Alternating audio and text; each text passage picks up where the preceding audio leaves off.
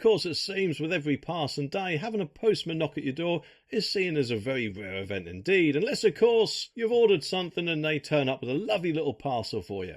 Because let's face it, how often do we actually have letters anymore if we have everything arrive through our email instead? But yes, of course, there are still a lot of people who do still rely on good old-fashioned snail mail. So it really, really annoys me the actions of this postman.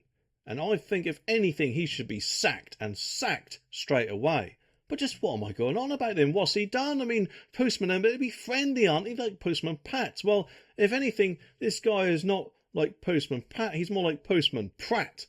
But just what am I going on about? Well, just have a look at this video and then you'll see for yourself.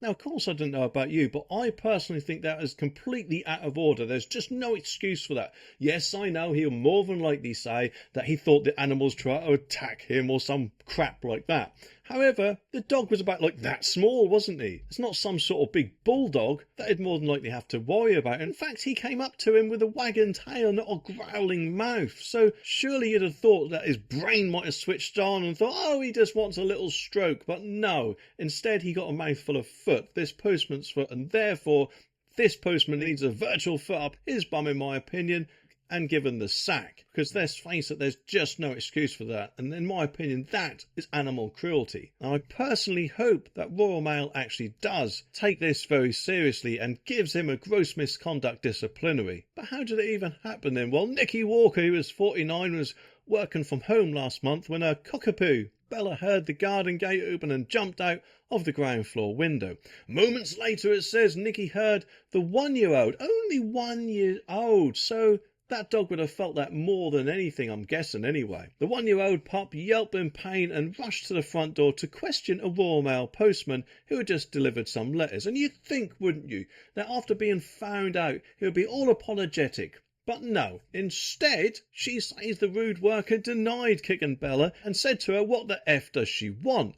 When she threatened to check her door cam footage. And of course, quite understandably, she was appalled to discover the footage on the door cam when the Royal Mail postie booting her pooch in the face, it says. But just what did Royal Mail do about it? Well, she did complain to Royal Mail, and she says that they offered her £100 and a home visit from a staff member to apologise. But she rejected the latter as she wanted all correspondence in writing, quite understandably, I think. But that's not the end of it, because she claims that Royal Mail have since threatened to suspend deliveries to her address unless she ensures the dog is kept away from staff. And yes, I understand that postmen do have a lot of problems with dogs, but they are big, big dogs, surely. Not little teeny ones, I'm guessing.